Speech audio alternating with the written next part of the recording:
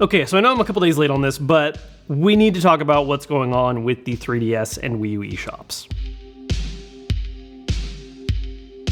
To be honest, this is definitely a little bit more of a disorganized video than I usually do, and I'm just kind of talking from the heart here, so enjoy a lot of jump cuts, because I'm not going to be able to cover all this. This is a really important piece of news, and more than anything, I think it really just serves as a reminder of a conversation that we're going to start having just more and more and more as time goes on right now with how companies are approaching their digital libraries. And I think some people don't fully understand or see what the issue is. Obviously, with some of the audience I've cultivated, I think you guys are going to get it. I'm preaching to the choir. But for those of you that are maybe just not sure, not quite seeing the reason why this is a problem, let's talk about it.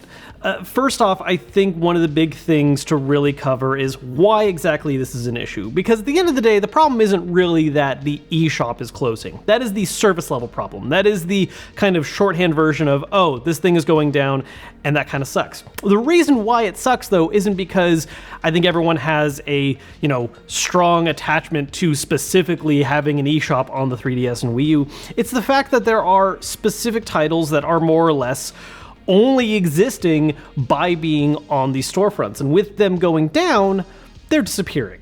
It's also a thing that I think sometimes when people talk about digital-only titles, there's an association of them not necessarily being as big or as important as things that get physical releases. But that really isn't the case, especially when it comes to things like the 3DS and Wii U shop. There are multiple first-party games that exist purely in a digital format, and in some cases are also regionally digital-only, which for some systems isn't an issue, but with the 3DS being region-locked, that is actually a real problem. For instance, if you're a fan at all of the Phoenix Wright franchise, Phoenix Wright Dual Destinies, while not necessarily the strongest title in the franchise, is a game that is effectively exclusive to the 3DS as far as game consoles go. It does have a mobile version on iOS and Android. We'll see how long that one lasts as well. But if you want to have a game console that has that game on it, the only way is to make sure you buy it digitally while the eShop still exists. The entire series of Pushmo games are digital titles on the 3DS and Wii U, and so those will be lost with the shop closing down. And again, using that kind of regional example, there are some major games that didn't get a physical release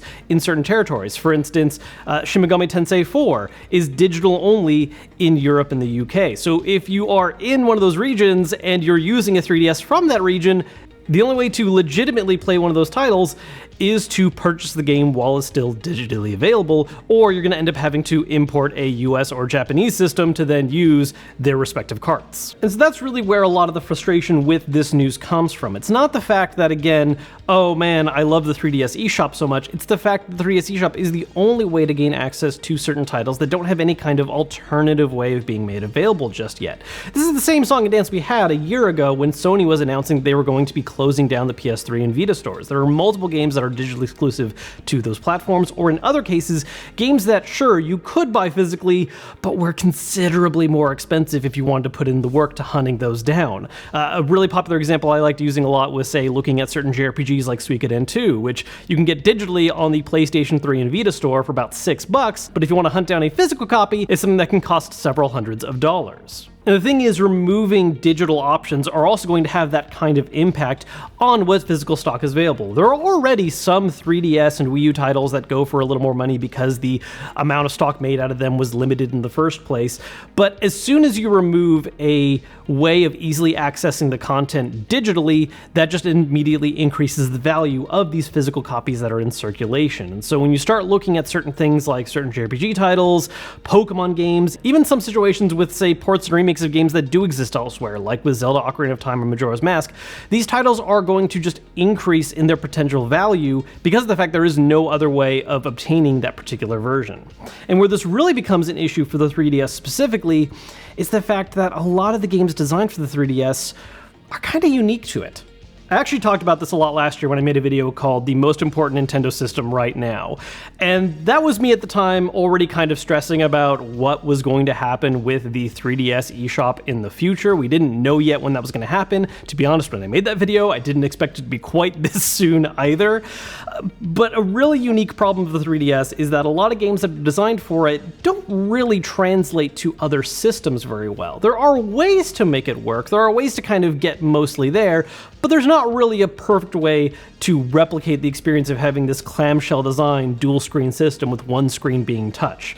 Sure, on the Switch maybe you could do a thing where in handheld mode you could hold the Switch vertically and divide the screen up that way. There are ways that if a company wanted to, you could MacGyver it together, but it's not really the same thing. This is even evident in games that were designed for the dual screen setup, but have become ported on later systems. For instance, the original World Ends With You is an example I really like pointing towards because the original DS release of that game was so fun. A unique combat system based around the whole concept of having dual screens, using the touchscreen controls for one screen, using regular button controls for the other. It was a very hectic, unique experience, and the game ended up eventually getting ported to the Switch and lost all of that. They made it work. It was a different version of the game and a different version of the combat system that adapted to a single screen setup, but it didn't really preserve what made that original title special. And so really the 3DS and Wii U have me particularly worried when it comes to how those experiences can be kind of brought ahead into the future for those people that want to experience them. Because more than any other platform, they're very much tied to the system they're a part of. You know, I can complain about certain digital titles on the PS3 and PS Vita disappearing, but ultimately there's always the chance that those might get ported again to later systems and more or less preserve the same experience. Yes, there's always some specific things that might change. You might find increases in input latency due to how the games are being emulated. Certain images or visuals might not translate the same with ports and remasters, but ultimately the core experience of the game can oftentimes still be preserved. With the 3DS and the Wii U, that's not really an option. Also real quick, this also ties, by the way, to DLC, which is something that Nintendo experimented with a lot more on the 3DS, and while you could still hunt down certain games physically for the system to be able to play them still, you're still going to lose out on potential content. Fire Emblem Fates, for instance, has a whole campaign that there was a limited edition cart that came with it pre-installed. That's probably going to run for a lot more money than the other versions of the carts, but if you were to grab one of the other versions of Fire Emblem Fates, you can't buy the DLC anymore once we hit this March 23 date. This is also just a very kind of frustrating reminder of a theme that has been recurring a lot, specifically with Nintendo. I'm not going to say that Xbox and PlayStation have not had their problems with how they approach accessibility to older games, and it's an issue that is honestly something that I don't think any companies were really thinking of 10, 15 years ago and are now being made aware of more and more, but Nintendo in particular really loves to have this approach to their games that reminds me of the Disney Vault. This is a thing that I've said a couple times before where you look at PlayStation and Xbox, and they have made ways to access games, for instance, listing them individually in stores. PlayStation did this during the PS3 era. They have not been doing it during the PS4 and PS5 era, though hopefully there has been rumors of Project Spartacus, so we'll see what that turns into. Xbox has allowed certain select titles from the original Xbox and 360 to be made available digitally for individual purchase, while Nintendo, we've kind of had platform-specific ways of accessing older content that disappear as soon as the platform is no longer supported. The Virtual Console on the 3DS and Wii U. Cool, you had a way to buy certain older games and play them on that platform, but it doesn't carry forward to any other later system like, say, the Switch.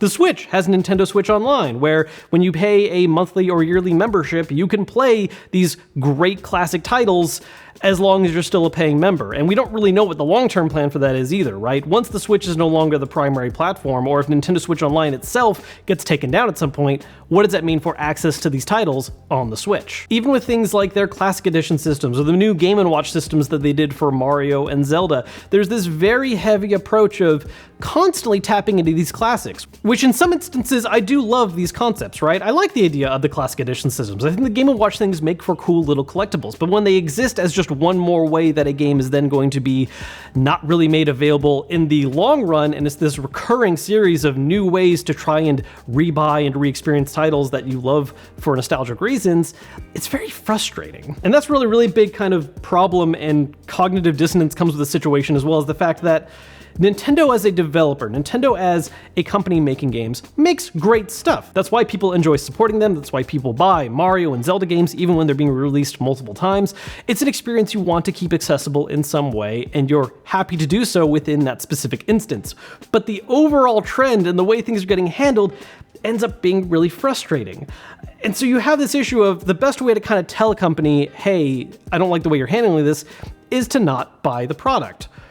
but you need a lot of people to jump on board with that. And there's always the running risk that that still doesn't change the company's mind or approach, thus leading to situations where you just lose access to the thing, which is why we have this exact situation right now where as the 3DS and Wii U eShops are being closed down, people are asking, hey, what digital games should I be buying? What stuff do I need to make sure I grab before they potentially permanently are gone forever? And so even though there's this part of you that doesn't want to support the fact that, you know, this stuff is disappearing, you still see a lot of people going into the same mindset of, well, I don't want to support this, but I also still want to support the individual games and the developers that made them, and so I'm going to buy as many of these titles as I can before they're gone forever. It's this vicious cycle of wanting to support the specific game endeavors, but not the systems that they're existing within. And a response that you'll see oftentimes pop up during this issue is the idea of, oh, well, you know, just because this is happening, well, now people are going to have to turn to piracy or homebrewing, where everyone's going to do this. And the thing is, not everyone is going to do that. There is obviously that audience that has that know-how and that interest and will make that work. I'm not worried about those users. I'm worried about all the people who, as time moves forward and are recommended these classic games to experience, don't have an easily accessible, legitimate way of doing so. Because while it is great that in some form these games are being preserved by small dedicated communities, that shouldn't be the way that these things work. I don't really have an easy answer right now for what needs to be achieved and what needs to be done to change Nintendo's mind or kind of really impact the things we want to see, other than the fact that we need to have these conversations more and more often. It is something that I am seeing happening. I mean, I remember when the Wii Shop was closing down and when the DSi store were closing down, there was some upset, but not really to the extent we're seeing happening right now with the 3DS and Wii U. Awareness is rising and more people are starting to become cognizant of why this is a problem in the long run, because as more and more titles disappear, we're losing more and more of that history. And that's why I made this video. I just want to keep the conversation going. I want to increase that awareness so that anyone who did watch this video that didn't really get why this is an issue, hopefully maybe I've changed your mind a little bit, or at least made you think about it a little bit more. Because as annoying as this specific instance of the 3DS and Wii U shops closing is, it's probably not going to be the last time we have this conversation. There's going to be more situations that come up like this where we're going to worry about what the state is going to be of preserving and keeping certain games available to audiences as time goes on. And I think there's an eventual future where more thought and planning is put ahead of time when games are being released, and there is a way that they're going to be kept around in systems for a longer period of time. I think we're kind of on that cusp of working towards that more often. But we're still at a very important flux point where a lot of stuff can be lost. And the more that we can save, the better. So those are all my thoughts about this current eShop situation. You guys know the usual drill. If you enjoyed the video, hit like, subscribe if you haven't yet, dislike if you dislike the video for whatever reason. And I'll see you guys later with hopefully something a little more uplifting.